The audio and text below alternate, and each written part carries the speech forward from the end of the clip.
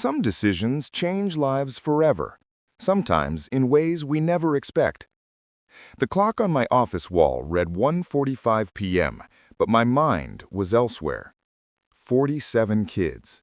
47 lives that deserved more than survival.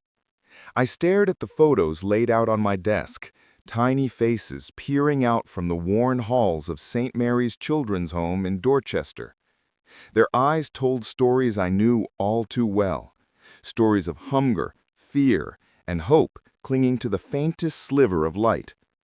37 years ago, that had been me, a scrappy 8-year-old with nothing but a tattered coat and a heart full of questions, living in the shadow of strangers who cared just enough to keep me alive.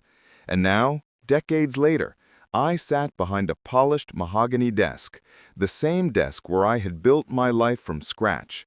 The difference? I had a choice no child in that home ever did. The clock on my office wall read 1:45 p.m., but my mind was elsewhere. 47 kids. 47 lives that deserved more than survival. I stared at the photos laid out on my desk, tiny faces peering out from the worn halls of St. Mary's Children's Home in Dorchester.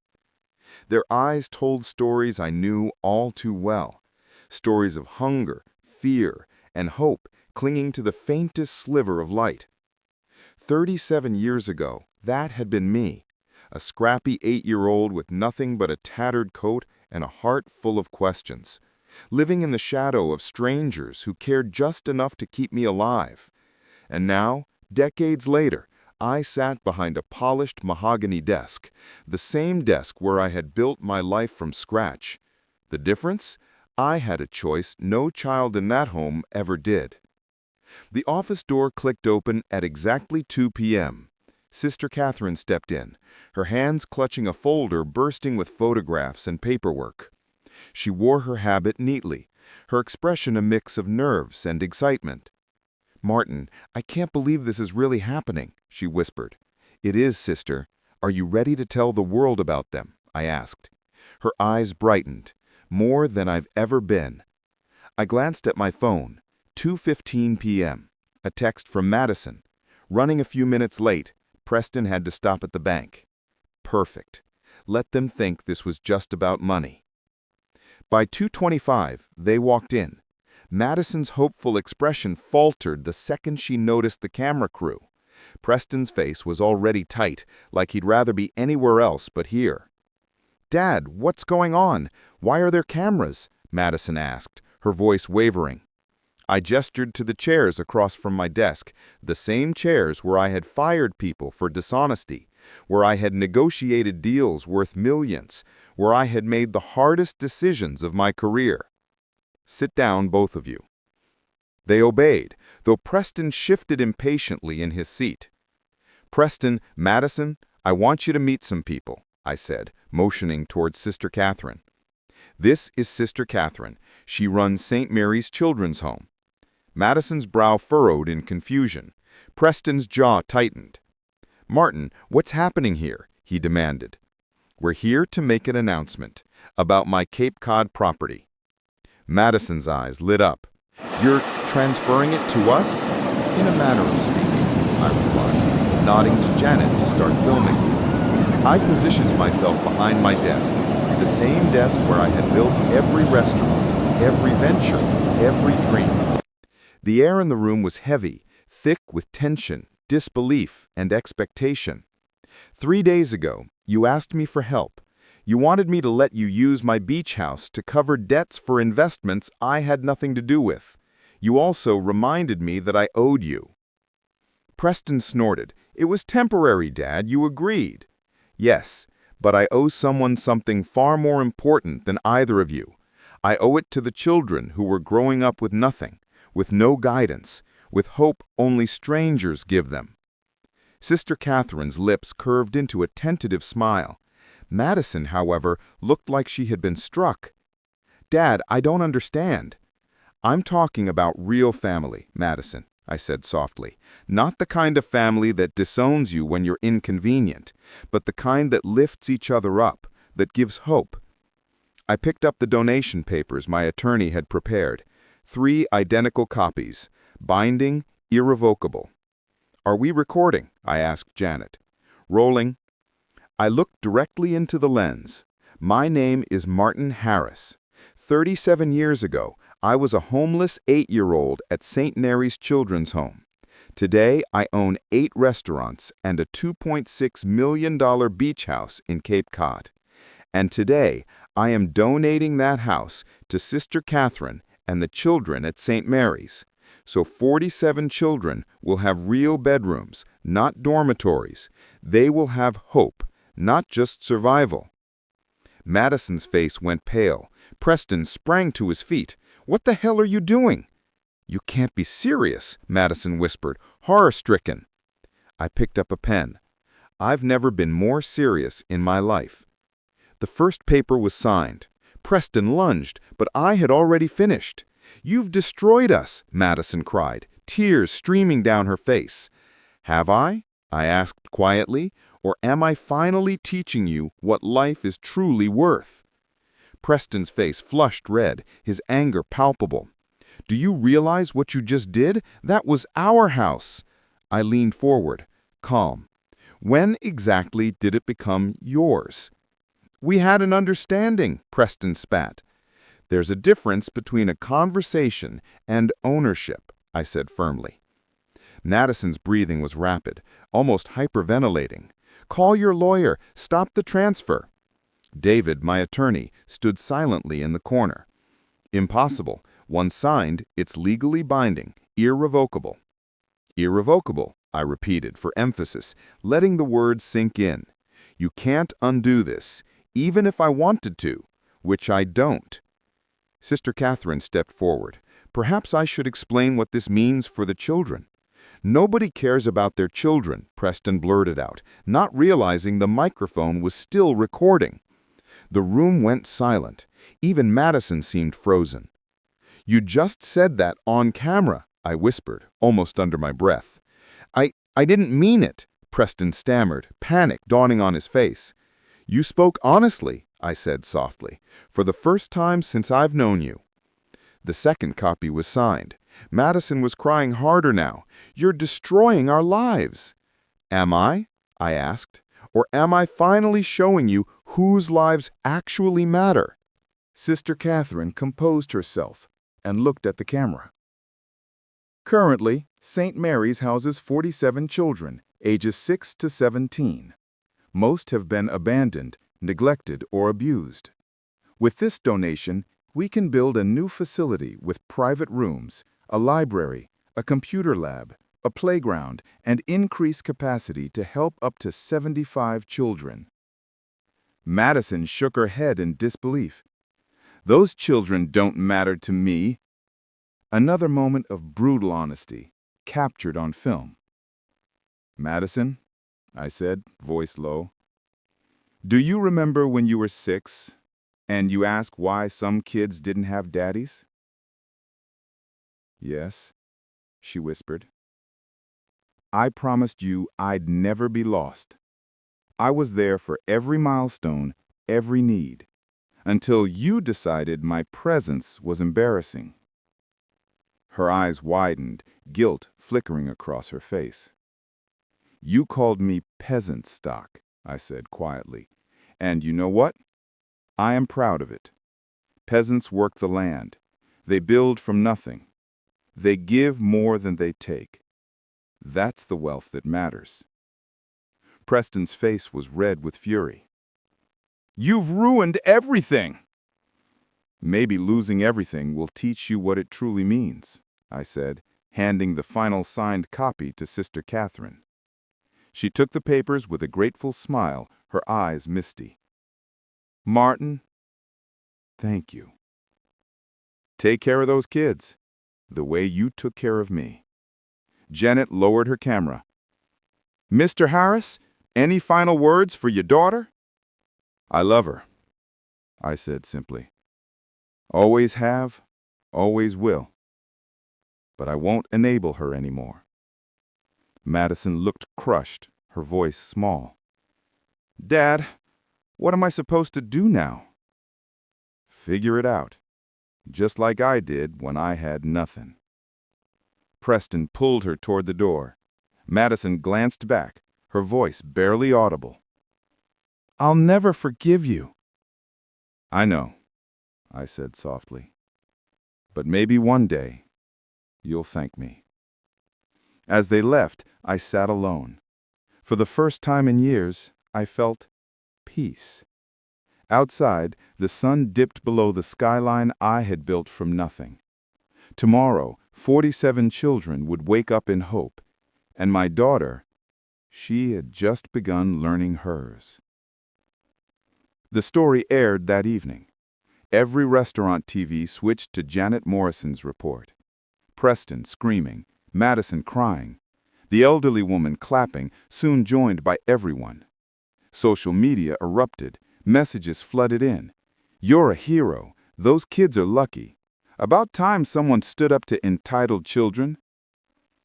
Not all messages were kind. "How could you do this to your own daughter? Family first. You'll regret this." I ignored them. By 8:30 p.m., Sister Catherine called. "Martin, phones haven't stopped ringing. Over $40,000 in donations already, and companies offering to help with construction, furniture, everything." "This is bigger than a house," I said. "This is inspiration." At 9 p.m., a California number rang. "Mr. Harris, this is Rebecca Chen from Good Morning America. We'd like you on tomorrow to talk about your donation." "It's not about publicity," I said. "But your story is resonating across the country. People want to see how someone chooses principle over pressure." I paused. "I'll think about it." By 9:45, Madison called. Her voice small, defeated. "Dad, I saw the news. People are saying terrible things about me online." "Like what?" I asked gently. "That I'm spoiled, entitled, that I don't deserve to be your daughter." I stayed silent for a long moment. Then I said, "Madison, you're being honest for the first time." "I'm scared," she whispered. "Of what?" "Of losing everything. Friends, reputation, our family name." I smiled faintly. "Remember falling off your bike at 7? The only way to stop being afraid was to get back on. Sometimes crashing is the only way to learn how to ride properly." Her voice cracked. "Can I find my way back?"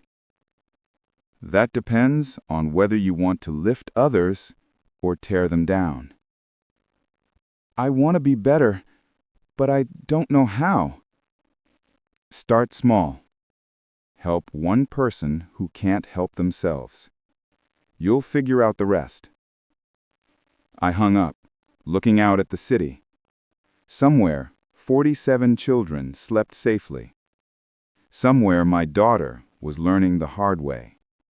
Somewhere, a father finally understood the difference between helping and healing. Sometimes giving away what you love most is the only way to gain what matters most. Before we continue, make sure to subscribe. 6 months had passed since that unforgettable afternoon in my office. The memory of Madison's disbelief, Preston's rage, and the kids' bright faces still lingered like sunlight on a winter morning. But today was different. Today, I was standing in the courtyard of the new St. Mary's Children's Home, and the air felt alive with hope. The building stretched proudly in front of me, 3 stories of red brick and promise, 75 individual bedrooms, a library stocked with over 10,000 books, a state-of-the-art computer lab, and a playground that looked like it had been plucked straight from a storybook. The children had moved in yesterday, their laughter echoing through the hallways in a symphony of joy I hadn't imagined possible. Sister Catherine approached, her eyes glimmering with pride and emotion. "Martin, would you like to see their rooms?" Absolutely, I said, my voice catching slightly. We walked through the hallways, each step accompanied by the chatter and giggles of children who for the first time had spaces to call their own. Rooms that were once empty and cold were now warm, personalized, and filled with life. "Room 14, Sister Catherine said, stopping at an open door. "This is Timothy's room." I recognized the small boy immediately, the same 8-year-old from Texas who had written me that letter months ago. He looked up, his face lighting up as he saw me. "Mr. Harris!" he exclaimed. "What are you working on, Timothy?" I asked, peering over his shoulder. "I'm writing thank you letters," he said proudly. "I've written 47 so far, one for every kid who was here when you donated the house." The weight of that moment hit me. 47 letters, 47 expressions of gratitude, lessons learned in humility and appreciation that even Madison hadn't fully grasped yet. Timothy had understood something fundamental, the value of giving. "What do you want to be when you grow up?" I asked softly. "I want to help kids like me," he said without hesitation.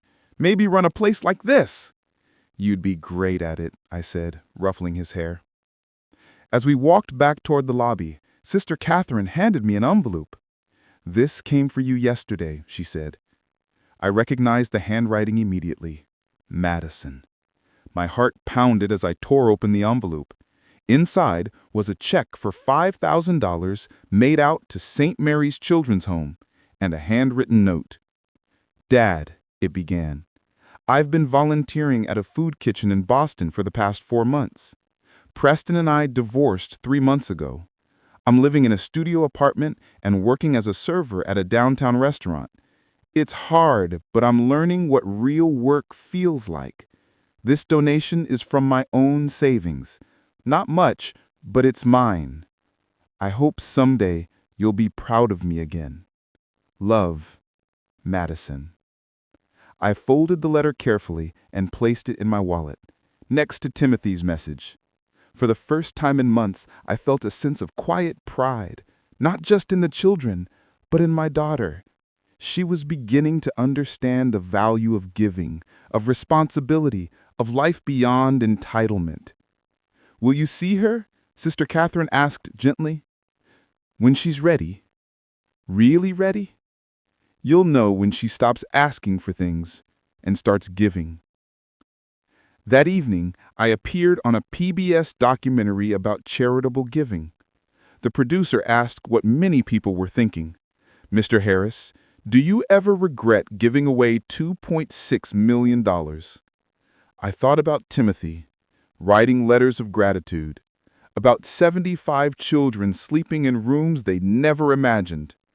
I thought about Madison, finally learning to work for what she wanted. I didn't give away $2.6 million, I said slowly. I gave away a house. And in return, I received everything that truly matters." Months turned into a rhythm of joy and growth. St. Mary's became more than a home. It was a community. Parents from the neighborhood volunteered. Teachers offered free tutoring. Local companies donated books, computers, and furniture. The story that once shocked the nation became a movement of inspiration. And then one crisp autumn morning, my phone rang. It was Madison. "Dad," she said, voice soft but firm. "I know you're busy, but I wanted to tell you something." "I'm listening," I replied. "I got promoted to assistant manager at the restaurant, and I've been accepted into a program that trains people to run nonprofit organizations." "That's wonderful, sweetheart," I said, my chest swelling with pride. "Yes, I understand now what you were trying to teach me," she continued. "What's that?"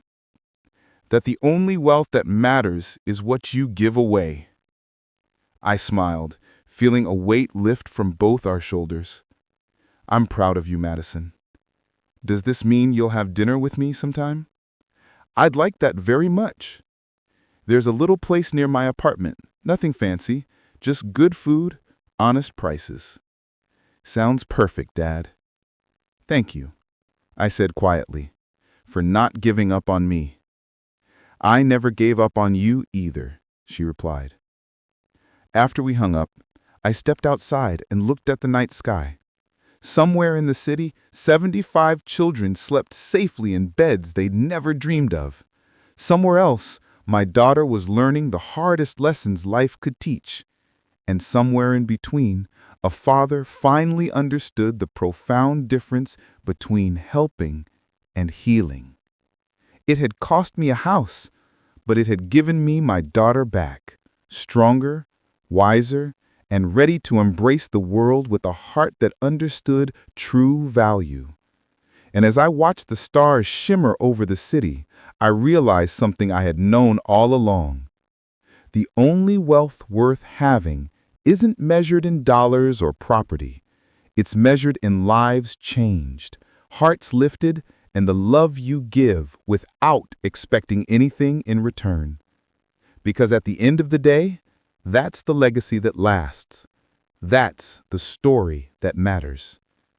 And for 47 children and one daughter learning the hard way, that legacy had just begun. Sometimes the hardest lesson is learning the value of giving, even when it costs everything you think you need. Before we continue, make sure to subscribe. It had been almost a year since I had signed those irrevocable donation papers. The world had watched, judged, and, somewhere deep inside, felt a flicker of hope. The children at St. Mary's thrived in ways I had only dreamed about. But life has a way of testing the lessons we think we've learned. One chilly morning, I received a call from Timothy's caseworker. "Martin, you need to see this," she said, her voice trembling slightly. "Timothy just won a national essay contest about leadership and charity. They want to fly him to Washington, D.C. for an awards ceremony." I felt a lump in my throat. The boy who had once written a simple thank you letter now had a voice powerful enough to inspire thousands. "Of course I'll be there," I said, my hand unconsciously gripping the phone. That same day, I walked through the new hallways of St. Mary's, where the children now had routines, responsibilities, and a sense of pride. Teachers commented on how much more confident the children were, how they worked together to solve problems. The library buzzed with activity, and the computer lab hummed with curiosity. One child named Lila waved at me from her reading nook. "Mr. Harris, I just finished a story about our playground."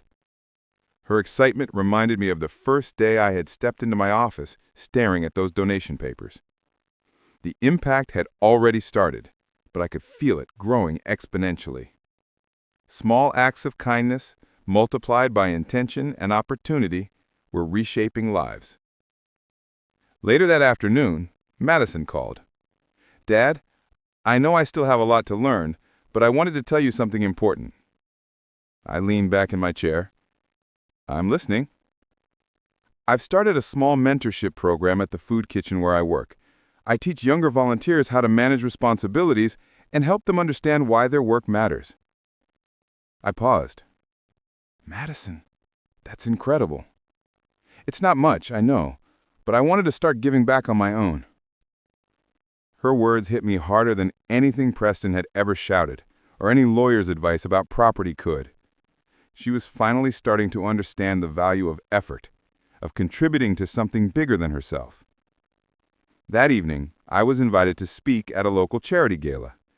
As I stepped onto the stage, I saw familiar faces in the crowd: donors, parents, volunteers, even some of my old business associates. But what struck me most were the children from St. Mary's, their faces lit up with admiration and hope. I began my speech. "Years ago, I was a child with nothing. No family, no home, no hope. Today, I am standing here not because of what I earned, but because of what I chose to give away. I want to challenge each of you to consider this. How do you measure wealth? By the accounts you hold, or by the lives you change?" The room was silent. Every eye locked on me, every ear attuned to my words. I continued. "Giving isn't always easy. It isn't always convenient. But it's the only way to leave a legacy that truly matters." After the speech, A woman approached me, tears in her eyes. "Mr. Harris, your story inspired me to start a scholarship fund for underprivileged kids in my neighborhood. Thank you." As I walked back to my table, my phone buzzed. Another text from Madison. "Dad, I taught my first group today. One child asked why I was helping. I told her, because someone once helped me, and now it's my turn." I smiled, a warmth spreading through me that money could never buy. My daughter, my legacy, was learning what it meant to truly care. That night, as I sat by my window overlooking the city, I reflected on how far we'd come. From a small office and a simple donation to a thriving home for children and a daughter learning humility and responsibility. It all seemed almost surreal. And yet, I knew the journey was far from over. The next morning, a package arrived at my door. Inside was a collection of letters from the children at St. Mary's. Each letter was unique, filled with sketches, heartfelt thanks, and dreams of the future. One note in particular caught my attention. It read, "Dear Mr. Harris, I never thought life could be this bright. Thank you for believing in us. I want to be someone who changes the world just like you did for us." I felt my chest tighten. These children, some of whom had once felt invisible, were now empowered to dream. They were learning that kindness could be transformative. And for the first time in years, I felt that my life had purpose beyond business success. But life wasn't going to let me rest just yet. That afternoon, a local news reporter called. "Mr. Harris, we want to do a follow-up story. People want to know the long-term impact of your donation." I hesitated. The original act was public, yes, but it wasn't about recognition, it was about impact. Yet I agreed. "If it helps inspire others, I'll do it," I said. When the cameras arrived, I walked them through St. Mary's. The children eagerly shared their new routines, from cooking lessons to computer classes to gardening in the backyard. I could see the spark of potential in every child's eyes. As the filming concluded, I overheard one of the volunteers whisper, "I've never seen a place so full of hope." That word, hope, resonated more than any headline or news clip ever could. Later that evening, I received an unexpected call from a philanthropist I had met years ago. "Martin, I saw your story, and I want to contribute to St. Mary's. We can fund a scholarship program, build additional recreational facilities, even expand to another city." I was taken aback. I don't know what to say. "Say yes," he replied. "The children need this, and the world needs more people like you." I hung up and looked out at the glowing city lights. It struck me then, one decision, one act of courage, had ignited a chain reaction. Not just in my life, not just for Madison, but for every child who would ever walk through St. Mary's doors. And yet, a small part of me worried.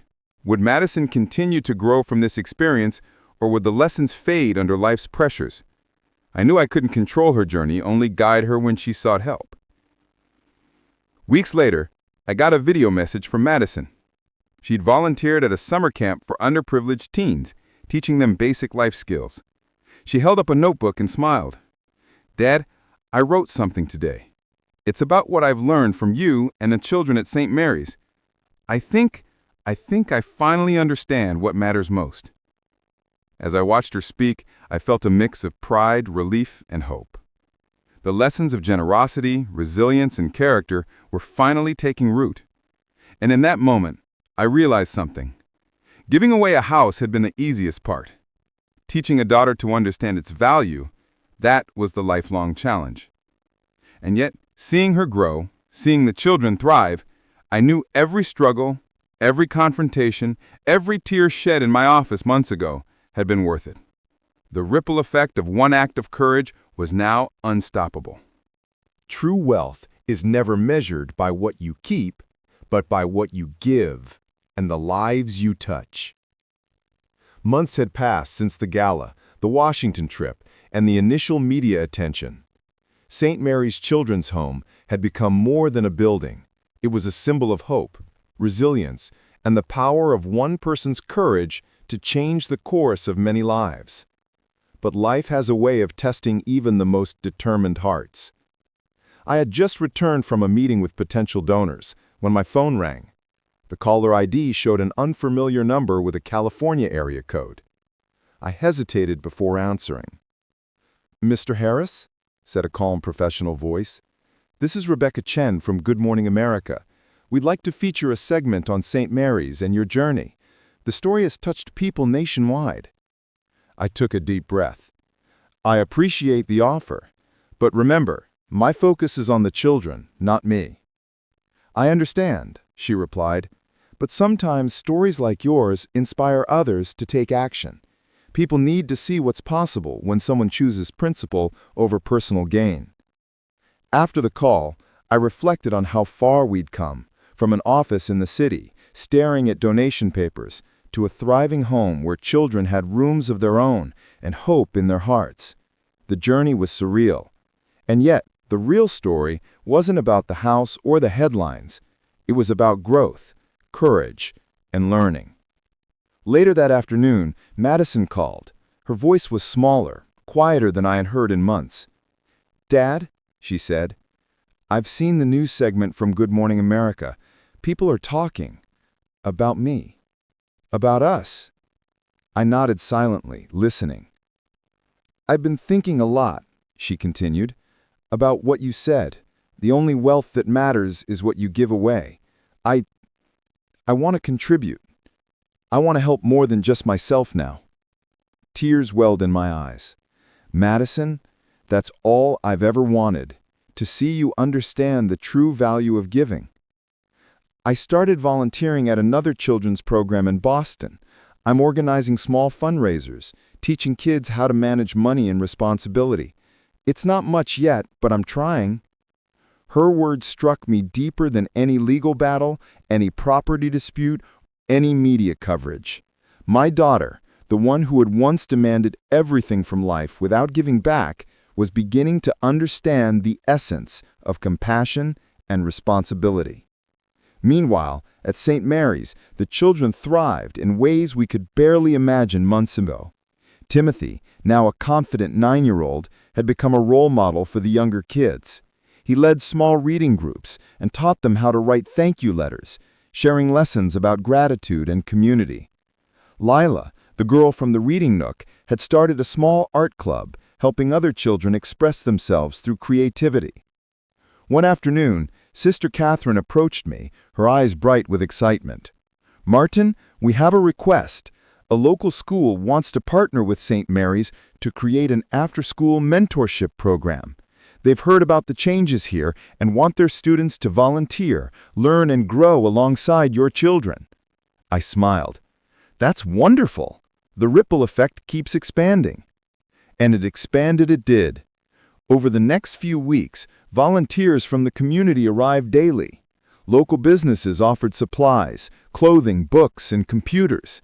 Parents signed their children up to help at St. Mary's after school, inspired by the stories they had read and watched on television. The message was spreading. When you choose generosity, it ignites a chain reaction. But there was still one person whose growth I wondered about the most: Madison. One evening she called again. "Dad, I've been thinking," she began, "about the house, about St. Mary's, about you. I realize now how entitled I was. I focused only on what I wanted, what I needed, without considering anyone else. I was selfish." I listened quietly, waiting for her next words. "I want to make amends," she said, her voice trembling. "I want to volunteer at St. Mary's, help the children directly, and learn what it really means to give without expectation." I felt a swell of pride. "Madison, that's the first step to understanding the real value of life. You can't undo the past, but you can shape the future." And so she joined us at St. Mary's. At first, the children were wary of her. They had seen the headlines, the tears, the arguments. But slowly, her sincerity shone through. She worked alongside the volunteers, helped with homework, prepared meals, and listened to the children's stories. She asked questions, genuinely wanting to understand, wanting to help. One day, as we walked through the playground, Timothy ran up to her. "Madison, can you help me with my essay for school?" She knelt down, smiling, and spent the next hour helping him organize his thoughts, teach him proper sentence structure, and inspire him to write from his heart. I watched from a distance, a quiet sense of accomplishment washing over me. This was the real impact. Not headlines, not property transfers, but transformation. Then an unexpected moment arrived. A national charity organization contacted us, impressed by the growth of St. Mary's and the community engagement. They wanted to create a model program based on our success, replicating it across other states. Sister Catherine and I met with their representatives. We can't do this alone, but together we can touch thousands of lives, just like we did here. Madison overheard the conversation and stepped forward. "I want to be part of this. I want to help lead, to inspire, to make a difference." I looked at her, a mixture of pride and relief in my eyes. "Then let's do it. Together." Months later, as the summer sun warmed the city, St. Mary's celebrated its one-year anniversary in the new facility. Parents, volunteers, donors, and children gathered in the courtyard. The library was full, the computer lab buzzing, the playground alive with laughter. Timothy gave a speech, holding a small microphone in his hands. St. Mary's isn't just a place to live, it's a place to learn, to grow, to hope. And it's all because someone believed in us. Someone chose to give without expecting anything in return. The crowd erupted in applause. I watched Madison stand beside me, her eyes glistening, finally understanding what it meant to lift others up instead of tearing them down. Later, she pulled me aside. "Dad, I've been thinking. I want to create a foundation that helps children like Timothy all over the country, not just here, but everywhere." I smiled. "That's ambitious, but it's the right ambition." She looked at me, her face serious. "I want to make you proud, not because of your money, not because of what you've done, but because I've learned the lessons you've been trying to teach me all along." I put my hand on her shoulder. "Madison, you already make me proud. The journey isn't about perfection. It's about effort, intention, and heart." That evening, as the sun set over the city skyline, I sat by my office window reflecting. 1 year ago, I had faced an impossible decision: give away a house or cater to entitlement. Today, I saw the results, not just in bricks and mortar, not just in headlines, but in the lives of children who were learning to dream, and a daughter who was learning to live with integrity. The ripple effect was unstoppable. Each act of generosity, each lesson learned, each smile and tear, all combined to create something far greater than I had imagined. It wasn't just about charity. It was about legacy, family, and the understanding that the greatest wealth is measured not by what we own, but by the lives we change. As night fell, I received a letter from Madison. She had written it herself, carefully, thoughtfully. Inside was a small check for $5,000, her personal savings. Along with it, a note. "Dad, I've learned that helping isn't about recognition, it's about action. I want to continue helping St. Mary's and children everywhere. Thank you for teaching me what really matters. Love, Madison." I folded the letter, holding it next to Timothy's first message. 2 small pieces of paper, 2 incredible stories of growth, impact, and transformation. I realized then that I hadn't just given a house away, I had given a gift far greater: hope, character, and the courage to change lives. and in return, I had received everything that truly mattered. A daughter who was learning to care, children who were learning to dream, and the profound knowledge that the smallest acts of generosity could change the world one life at a time. The journey wasn't over. It never truly is. But for the first time in decades, I felt complete. The city lights flickered beneath me, reflecting the endless possibilities of what could be done when one person chose to act with heart and when the lessons of a lifetime were finally understood. Somewhere, 75 children slept in beds they never dreamed they could have. Somewhere, my daughter was finding her own path, learning to give, to care, to live with purpose. And somewhere in between, I had discovered the truth that would guide me for the rest of my days.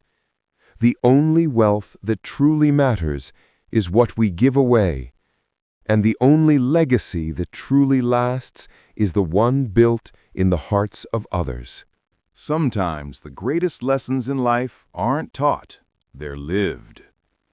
Before we continue, make sure to subscribe.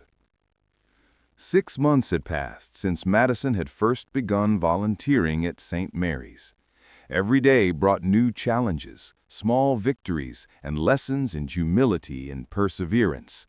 The once entitled daughter who had demanded everything now stood among children, learning what it meant to give without expectation, to lead without ego, and to care without condition. I arrived early one morning, before the children stirred, to check on the new facility. The sunlight poured through the tall windows of the library, highlighting shelves packed with books that had once seemed unattainable to these kids. Computers hummed softly, waiting for eager hands to type stories, solve problems, and explore new worlds. Sister Catherine greeted me with her usual radiant smile. "Martin, come see this," she said, leading me to the courtyard. Children were already gathering for morning activities. Laughter, shouts, and the sound of feet on soft grass filled the air. They've grown so much, emotionally and socially. And Madison? She's been incredible. I followed her gaze to the center of the playground. Madison knelt beside a small group of kids, teaching them how to plant flowers in a small garden patch. Her hands were dirty, her hair slightly disheveled, but her eyes sparkled with pride and purpose. She laughed freely, a sound I hadn't heard in years, authentic, unguarded, alive. Timothy ran up to me, waving a freshly drawn picture. "Mr. Harris, look what I made. It's our new home, with all of us inside." I knelt to his level, examining the colorful illustration. Each child had a little home, windows shining, and hearts floating above them. "This is amazing, Timothy. You captured everything perfectly." He beamed. "I wanted to show everyone how happy we are now, and how grateful we are to you." Gratitude, there it was, the word that mattered. Gratitude, not entitlement, not expectation, real, heartfelt appreciation. Later that afternoon, Madison approached me, wiping sweat from her brow. "Dad, can I talk to you for a minute?" "Of course," I replied. We walked through the quiet hallways, past rooms where children were napping or reading, the atmosphere calm yet vibrant. "I've been thinking about everything, the house, St. Mary's, the children, and myself," she began, her voice steady but reflective. "I realized I spent so many years chasing things that don't matter, titles, money, appearances. I thought they would make me happy, make me worthy, but all they did was leave me empty." I nodded silently. There was no need to interrupt.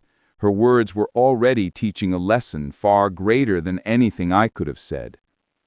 "I want to start a foundation, not just to help children like Timothy here, but to provide mentorship programs, scholarships, and support across the country. I want to make a difference, not just take from the world, but give back to it. Pride swelled in my chest. Madison, that's exactly the kind of vision and heart I hoped you would discover. You've already begun that journey here. Extending it nationwide? That's extraordinary. She smiled, a mixture of humility and newfound confidence. I just hope I can live up to it. You already are, I said. It's not about perfection. It's about effort, intention, and heart. You've taken your first steps towards becoming the kind of person who truly matters in this world. Meanwhile, the home continued to flourish. Donations kept pouring in, volunteers signed up daily, and the children's achievements began to ripple outward. Local schools partnered with St. Mary's to provide music programs, sports teams, and academic tutoring. Children who once had no voice or opportunity were now thriving, discovering talents they never knew they had, and learning life lessons they would carry forever. One afternoon, Sister Catherine approached me with a stack of letters. "Martin, these came from the children across the country who've learned about St. Mary's story. They've been inspired to start similar initiatives in their own towns. Look at this." I opened the first letter. It was from a young girl in Texas. "Dear Mr. Harris, my school started a small reading program for kids without homes. We were inspired by St. Mary's and the work you've done. Thank you for showing us what's possible." Another. "Dear Mr. Harris, my brother and I have started a weekend tutoring program for children in shelters. We read about St. Mary's and Madison's journey. It made us realize we can help too." I read through dozens more, each one a testament to the power of giving, the ripple effect of compassion, and the potential for change when someone chooses principle over self-interest.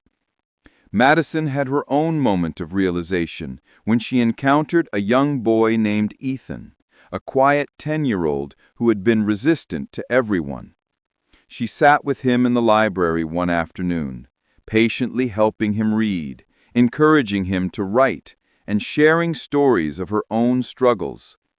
I used to think life was about getting what I wanted, but now I know it's about helping others, making the world better than it was when you found it. Ethan's eyes lit up. "You mean, like, you're helping me?" Madison nodded. "Exactly. And someday, you'll do the same for someone else." It was a breakthrough moment, not just for Ethan, but for Madison herself. She realized the profound impact of her actions, the responsibility that came with privilege, and the joy of lifting someone else rather than tearing them down. The media continued to follow our story, but it had evolved. Reporters came not to sensationalize, but to highlight the transformation, the growth of a daughter, the flourishing of a children's home, and the ripple effect of generosity. Madison's journey became a symbol of redemption and learning, resonating with audiences nationwide, particularly those in the 50-plus demographic who had seen their own children or grandchildren navigate the challenges of entitlement, responsibility, and personal growth. One evening, as the sun dipped below the horizon, painting the sky with warm hues of orange and gold, I sat with Madison and Sister Catherine on the front steps of St. Mary's. The children had gone to bed, their laughter replaced by quiet dreams. "I can't believe how far we've come," Madison said softly, leaning back against the wooden railing. "I can't either," I replied. "But what matters isn't how far we've come, it's how much good we've done along the way." She looked at me, a newfound maturity in her eyes. "I know what you were trying to teach me all those years. Wealth isn't money, success isn't possessions, and family isn't just blood. True wealth is the difference you make in other people's lives." I smiled, feeling a deep sense of fulfillment. Exactly, Madison. And it's never too late to start giving, to start helping, to start making a difference. As night fell, the stars twinkled above the city, each one a reminder of possibility, hope, and the endless opportunities for change. Somewhere, 75 children slept safely in their own beds, dreaming of brighter futures.